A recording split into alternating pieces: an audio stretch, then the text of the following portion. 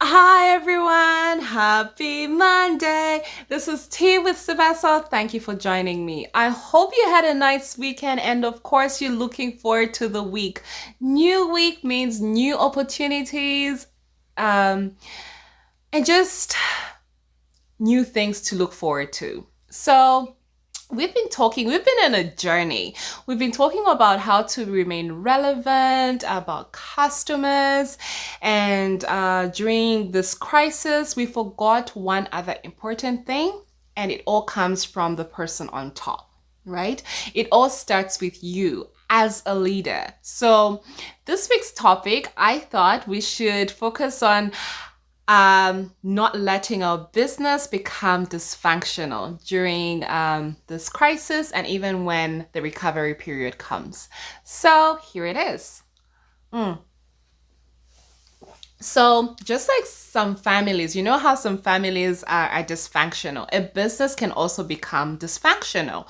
So when a business is dysfunctional, it means that business will either one day either close down or even still going to be in operation but making a lot of losses. So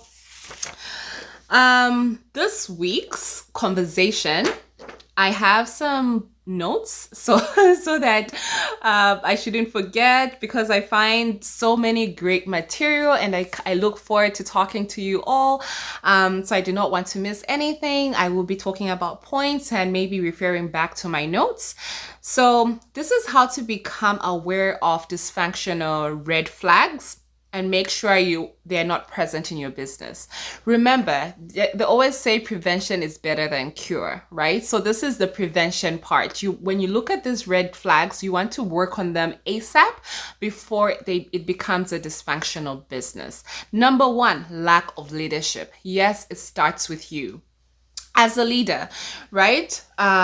Everyone they look up to you. So if you're not a good leader, your leadership skills will trickle down to the employees. So depending on the levels that you have.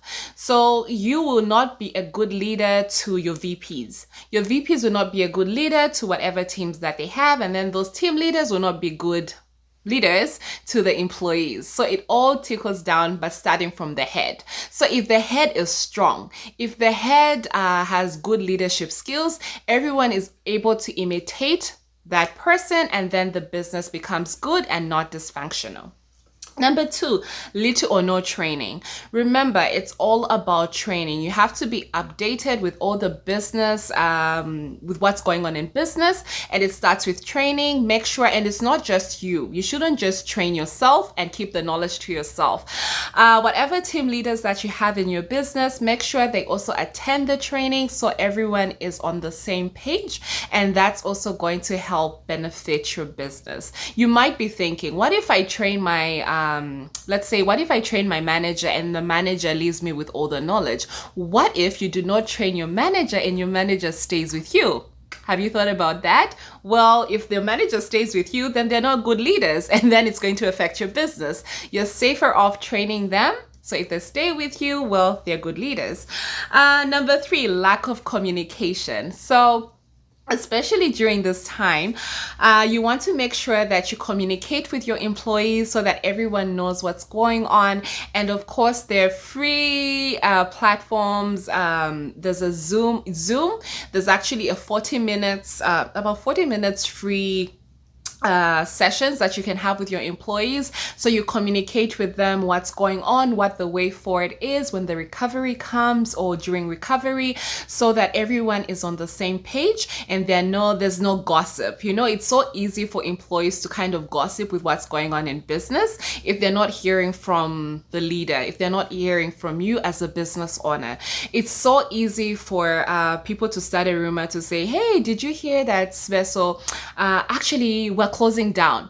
If that rumor goes around, employees will become, they won't be motivated, and then it will of course rub off wrongly towards customers, and I will lose out on customers. So communicate with them so that everyone is on the same page. Non-existent teamwork. That also applies to communication. So as you're communicating with them, you want to make sure that the teamwork is going and is stronger than never before, especially during this time. So make sure you look at the signs. If you find that one is teamwork, people are not communicating as they used to before, that's dysfunctional. If you see that you know your employees, the people that you train to be leaders, they're not communicating well to other people, to other team members than they used to, that becomes dysfunctional. If you see that yourself, the last time you communicated with your employees was, well, you can't even remember, then that's dysfunctional. So please let us continue being on top of the game. The recovery is coming. God bless.